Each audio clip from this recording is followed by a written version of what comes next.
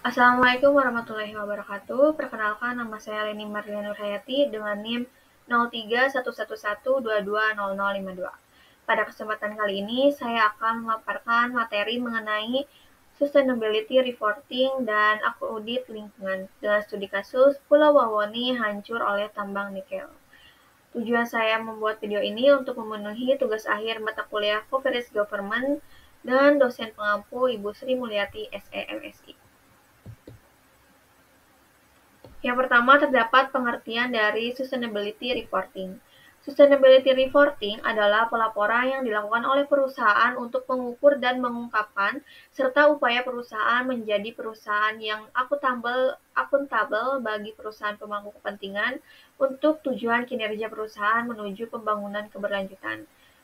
Sustainability reporting juga didefinisikan sebagai laporan yang bersifat finansial yang dapat dipakai sebagai acuan oleh perusahaan untuk melihat laporan dan dimensi sosial, ekonomi, dan lingkungan. Lalu terdapat proses penyajian sustainability reporting. Yang pertama yaitu penyusunan kebijakan perusahaan. Perusahaan membuat kebijakan yang berkaitan dengan keberlanjutan atau sustainability development, kemudian mempublikasikan kebijakan tersebut beserta dampaknya. Kedua, keterlibatan pemangku kepentingan. Pemangku kepentingan atau stakeholder adalah suatu individu, kelompok masyarakat, atau komunitas yang memiliki hubungan dan kepentingan terhadap perusahaan. Yang ketiga, mekanisme lain. Mekanisme lain dapat berupa rating atau benchmarking, pajak subsidi, pajak dan subsidi, izin-izin yang dapat diperdagangkan, serta kewajiban dan larangan. Selanjutnya yaitu implementasi sustainability reporting. Global Reporting Initiative atau GRI mengeluarkan pedoman untuk mengukur praktik manajemen keberlanjutan berupa GRI Sustainability Reporting Guidelines dengan menunjukkan beberapa elemen penting yang berhubungan dengan tiga aspek yaitu ekonomi, lingkungan, dan manusia yang dikenal dengan triple bottom line atau profit, planet, dan people.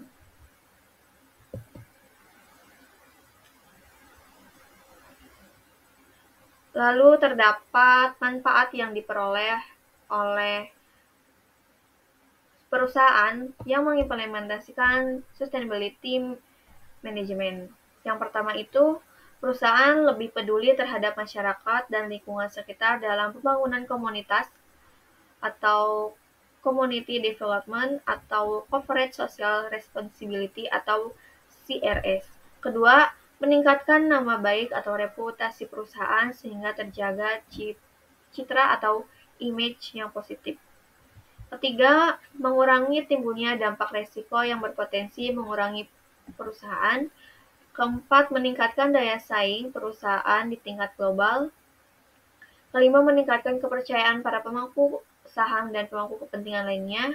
Dan yang keenam, bahan analisis investasi bagi para investor.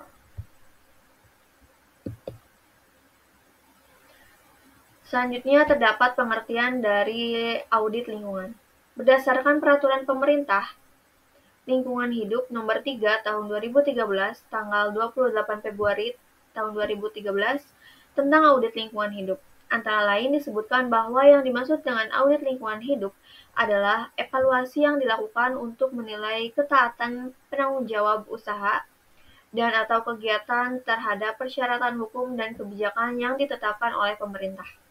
Evaluasi dilakukan secara sistematik, terdokumentasi, periodik, dan objektif mengenai bagaimana suatu kinerja perusahaan, sistem manajemen, dan peralatan yang digunakan dengan tujuan memfasilitasi kontrol manajemen terhadap upaya pengembalian dalam dampak dan pengkajian penaatan kebijakan usaha atau kegiatan terhadap peraturan perundang-undangan tentang pengelolaan lingkungan. Lalu terdapat manfaat dari audit lingkungan. Yang pertama itu mengidentifikasi resiko lingkungan dan pengelolaannya.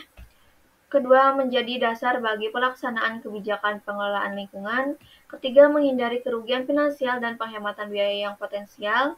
Keempat, mencegah tekanan sanksi hukum terhadap suatu usaha.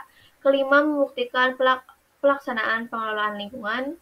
Keenam, meningkatkan kepedulian atau kesadaran pemimpin dan staf terhadap kebijakan dan tanggung jawab lingkungan. Ketujuh, mengidentifikasi kemungkinan penghematan biaya. Kedelapan, menyediakan informasi yang memadai bagi kepentingan usaha.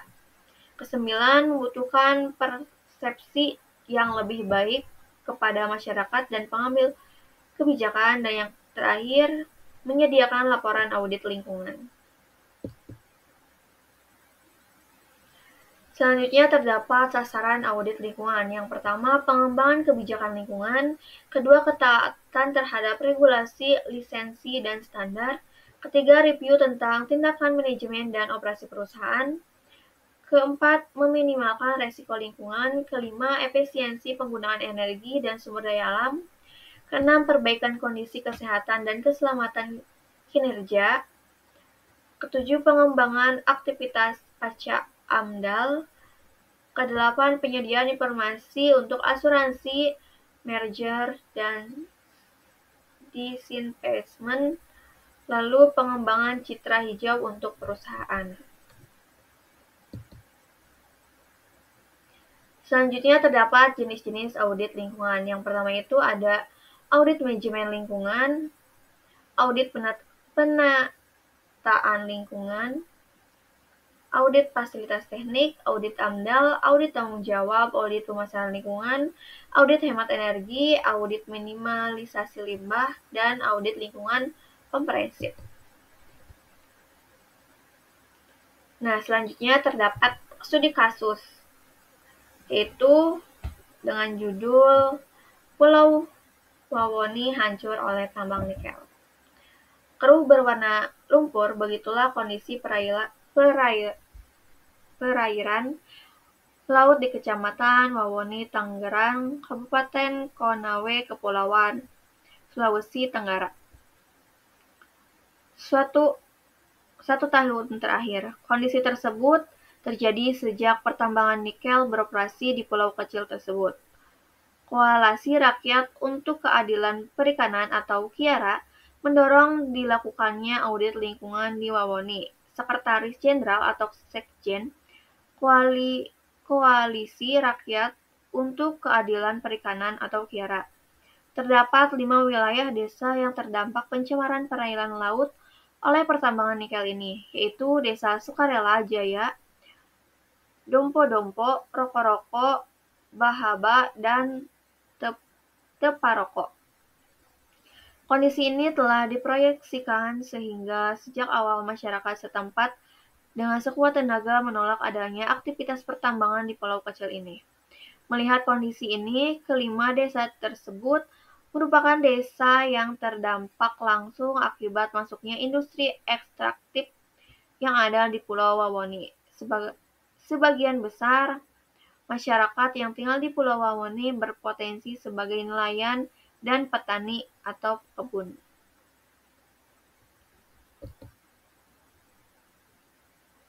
Sehingga masuknya industri yang rakus akan tanah dan air sangat berpengaruh terhadap perebutan ruang lingkup yang ada di wilayah Kecamatan Wawoni Tenggara. Sebagian besar masyarakat yang tinggal di Pulau Wawoni berpotensi sebagai nelayan dan petani. Perebutan ruang kelola ini akan mengakibatkan terampasnya secara paksa ruang-ruang produktif warga. Salah satu contoh yang bisa dilihat langsung adalah masyarakat dipaksa untuk menjual rugi tanah-tanah perkebunan yang telah menjadi hak mereka secara turun-temurun dengan harga murah, bahkan terdapat tanah-tanah yang dirampas secara paksa. Sedangkan di wilayah pesisir, tanah dan laut sebagian ruang produksi warga yang dirampas untuk diubah menjadi pelabuhan atau terminal khusus untuk pertambangan, yang bahkan mengorbankan ekosistem ekosistem mangrove dan terumbu karang di pesisir tersebut. Kiera mencatat masyarakat telah menempuh berbagai cara untuk mengusir pertambangan di Pulau Wawoni, bahkan dengan melakukan gugatan Judicial Review Peraturan Daerah atau Perda Rencana Tata Ruang Wilayah atau RT/RW Kabupaten Konawe Kepulauan. Dalam salinan putusan Judicial Review pada bagian pertimbangannya, Majelis Hakim MA secara tegas menyebutkan pengelolaan Pulau Wawoni setidaknya dilaksanakan dengan tujuan melindungi, memperkaya sumber daya pesisir dan pulau-pulau kecil serta menjaga sistem ekologis secara berkelanjutan. Putusan Majelis Hakim MA tersebut sangat jelas dan tegas, terutama dalam poin bahwa pertambangan di pulau kecil akan mengancam kehidupan seluruh makhluk hidup di atasnya, termasuk juga manusia. Tetapi putusan MA nomor 57 P/HUM/2022 tersebut belum dieksklusi di lapangan sehingga perusahaan PT GKP masih beroperasi hingga kini dan diduga aktivitasnya berdampak seperti saat ini di tengah dialami oleh masyarakat. Keruhnya perairan di Kecamatan Wawoni Tenggara harus dilihat secara keseluruhan, tidak boleh secara parsial, sebab keruhnya air dimulai dari rusaknya sumber-sumber mata air warga yang berada di darat, sehingga jika terjadi hujan akan substrat tanah galian dan land clearing tersebut terbawa hingga ke perairan laut. Di sini terdapat pelanggaran terhadap prinsip good corporate governance pada studi kasus. Yang pertama itu melanggar prinsip transparansi, tidak adanya keterbukaan terhadap pemerintah. Yang kedua, prinsip akuntabilitas, melanggar peraturan pemerintah karena pengelolaan Pulau Wawoni tidaknya dilaksanakan dengan tujuan melindungi, memperkaya sumber daya pesisir dan pulau-pulau kecil serta menjaga sistem ekologi secara keberlanjutan. Yang ketiga, melanggar prinsip tanggung jawab. Adanya industri tersebut sangat merugikan masyarakat Wawoni karena mencemari perairan lautnya. Yang keempat, melanggar prinsip independensi, yaitu untuk keuntungan pribadi industri tersebut. Dan yang kelima, melanggar prinsip keadilan, karena tidak memikirkan dampak terhadap masyarakat sekitar. Sekian pemaparan materi dari saya. Wassalamualaikum warahmatullahi wabarakatuh.